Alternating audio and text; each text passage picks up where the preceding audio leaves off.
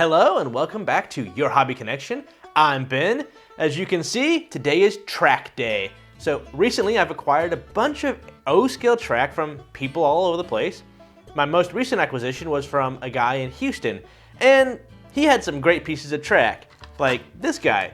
As you can see, it's in pretty good shape.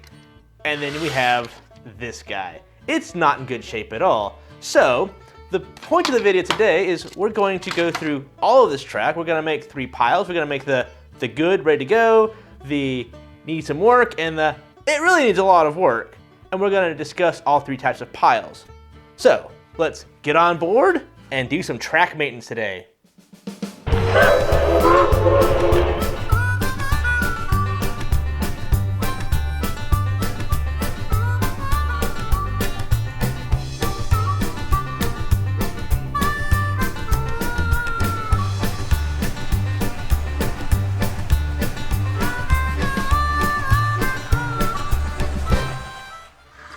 Okay, now we're gonna do the sorting part. So we've got our mediocre pile here, or I should say, let's put it there. So that's one that needs to get worked with.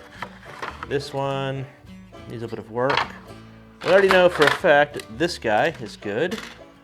So this one needs a little bit of help. This one looks good help-wise. Let's see, this one, a little cleaning, but it's okay. So, piles are there. This one right here, it's in good shape.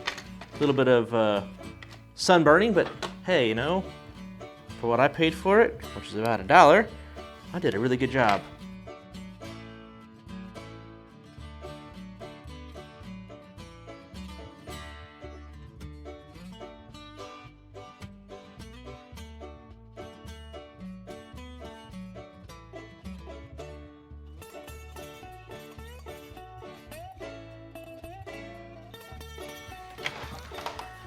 Now, this, I just happened to get lucky with, but I found all this track off of Facebook Marketplace. Met a nice guy, pretty cool. Been doing this for a while. He got into the hobby and he enjoyed it. But one of the biggest things is if you have to buy all this track on your own without buying it secondhand, it can get pretty expensive. I mean, we're talking just a pack of straight track. 4-pack is about $15, almost 20 bucks, depending on taxes and stuff. So, if you can get lucky and find somebody who's got track that you can enjoy, see this guy, he's done some work with this one right here. So this one's going to go into the heavy repair category. We've got a lot of stuff that you got to work with out here, but like I said, I mean, if you can find it on the internet and get it at a decent price, you're doing pretty good. And like I said, I mean, I was able to get all of this for about, well, I also acquired a bunch of switches, but I got all the switches and other stuff for about $320 or something like that. So this one needs some extra work, not too bad, but not cleaning wise, but just some extra work. Ooh, this one's also in pretty rough shape there too. Other than some minor work, this one can probably fit in this pile here. And I will put this one, because he's so dirty, on this pile here. Now it's probably painted and stained, but we'll give it a run for it tomorrow and try to clean it.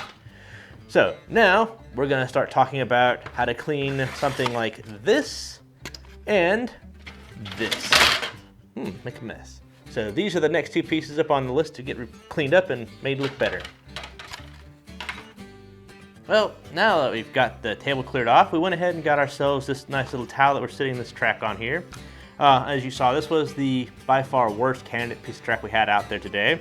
You can see down the middle rail, we've got that nice bit of rust, and we've got the sides got rusty as well.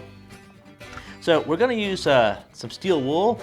I've found really good success with the number 2 grade steel wool. You can kind of see there. This guy is about $5 to $10 at Home Depot, depending on how much you buy. That's for the rough part, so we'll use that to do the hard cutting of the rust. Then we'll polish it off. We'll make it look good with the grade 00, as you can kind of see there. Again, this is about $5 to $10. I think I got both of these guys for about $10 each. Sorry, $10 total.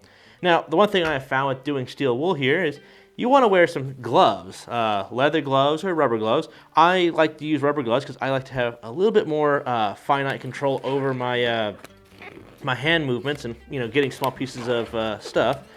I will double glove today because, well, as I have discovered, one glove is great until it breaks, and then now you've got little metal shards get into your fingers, and that can be kind of unpleasant as it might be. So once we get your gloves on, these are just the normal gloves you can buy from Harbor Freight, Home Depot, Lowe's, painter's gloves. They're nothing fancy, nothing expensive. Get like a box of them for like 10 or 15 bucks, depending on the quality and the size and all that fun stuff.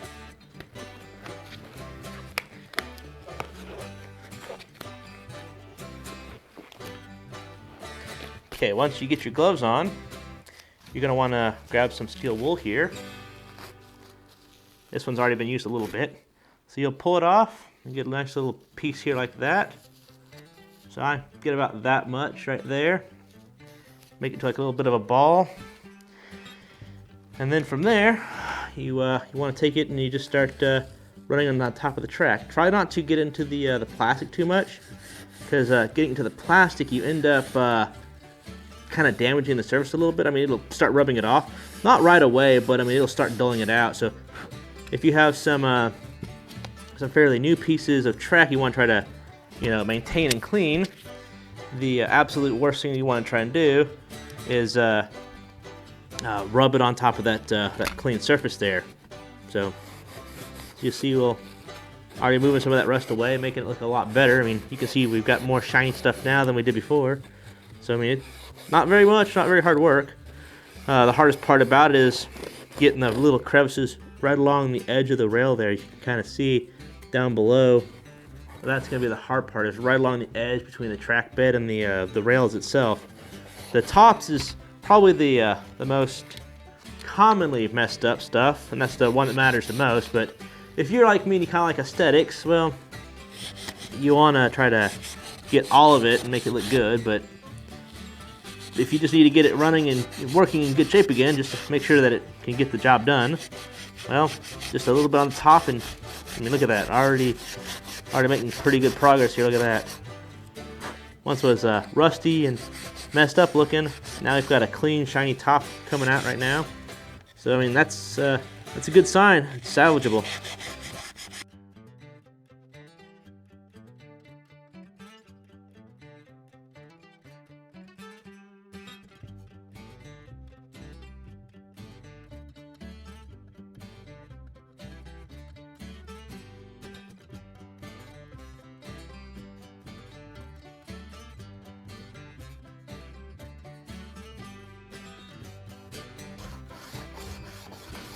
And look at that transformation, it's already happening. So, I mean, look at that. We went from rusty, ugly looking to this now. We'll never be able to get it perfectly good looking, but we can at least get the tops to look smooth and run smooth. I mean, if you look at the track, I mean, look at all that gunk we've been able to pull off just by a little light wool usage there. Later on in this video, we'll grab a toothbrush, we'll grab some soap and a little bit of water, and we'll just try to scrub off all this paint. Don't be afraid to get this thing a little bit on the wet side or the moist side.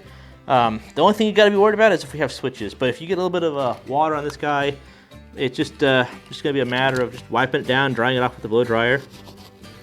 Like I said, I mean, this part right here where I'm working on right now, you can kind of maybe see it. A little bit of rust right between the rail and the there, see if you can see it there. A little bit of rust between the tie plastic and the bottom of the rail.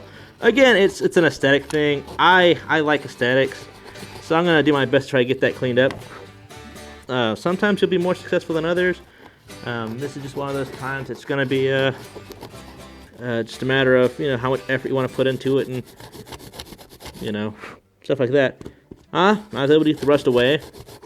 It did eat a little bit on the silver coating that they've put on top of the track, so can't do anything about that, but at least we got the rust to go away.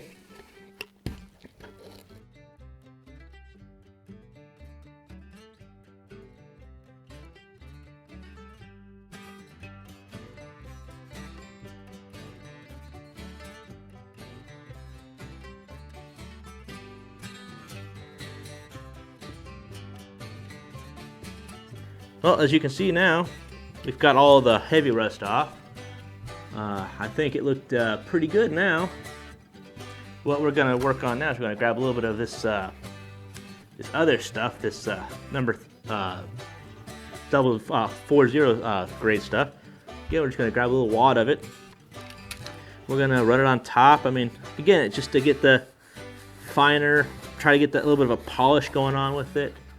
That's the goal, is to try to polish it up, make it look good, get off all the other finite stuff that we might have missed. So, you know, just a little bit of polish, because again, I like aesthetics, and you know, I mean, why wouldn't you do what you can to get it to look good?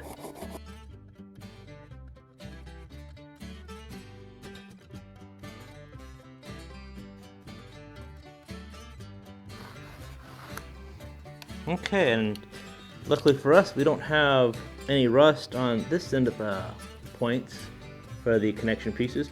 Now, if you'll notice this guy right here, a little bit hard to focus with the camera, but it's really loose, and you can just maybe barely see that it's got a bit of a gap right here, right? Once the camera tries to focus, I guess. Right there, see how it's really loose? Well, you can barely see it, but it's sitting above where it's supposed to be. And on this side, you can kind of just barely make out on my end, not really on the camera, but there's that little metal tab right there that's kind of pushed up. So we're gonna try to fix that here in a little bit as well. So this is as good as it's gonna get. Like I said, I mean, we'll put some mineral oil on it to try to get it cleaned up. But other than that, I mean, I think it cleaned up pretty good. I mean, like I said before, it was dirty and rusty and in really bad shape. Now it's just a matter of, you know, it runs smooth, it feels smooth. So that's what we want. We want smooth looking track. It's got good connectivity. As a matter of fact, I do have some tools. We're going to try to work with that little metal piece that's bent right over here. So what we're going to do is we're going to grab our pair of pliers here, or I said needle nose, I should say. Going to pinch it together like that, nice and tight. Then we're going to grab the top part here. We're just going to try to gently ease it back down. We heard a little pop where it belongs. So that's a good sign. We want to hear it come back down where it belongs. I'm going to put a little bit of pressure to bend it down. Okay, still a little loose, but now it's not popped up like it used to be. So you can kind of see it's more flush now than it was. So that's good news. We're going to grab another big pair of pliers here, Lyman pliers they call them. We're going to grab this and we're going to just gently pinch it right about there. You can kind of see we're pinching right at the bridge, right where the two pieces meet. Just gonna pinch it nice and tight. There we go. And there we go. See how we've got a little bit of less play on it now? So it's about the same amount of play as this guy. And so everything sits where it's supposed to be. Should be good now. So with that being said, we need to move on to cleaning off the track and try to get this thing to look from this to what it used to look like. It won't be perfect once again, but we will do our absolute best to make that happen. Well, as you can see, I have finished the track work and track maintenance. So this was the guy that we started off with at the beginning that was in bad shape. And this was the track that we already knew was in good shape. So I mean, if you look at them, they're almost hard to tell if they're different in the camera, but I think that they look pretty doggone good if you look at them. Obviously, as you can tell, we couldn't get all the paint off on this thing, but it looks leagues and loads better than what it was originally. So that being said, I want to thank you guys for joining me and watching track maintenance, or in this case, track cleaning. I'm Ben again with Your Hobby Connection. If you like this video, please like, subscribe, share it with your friends and family, and I look forward to seeing you guys next time around.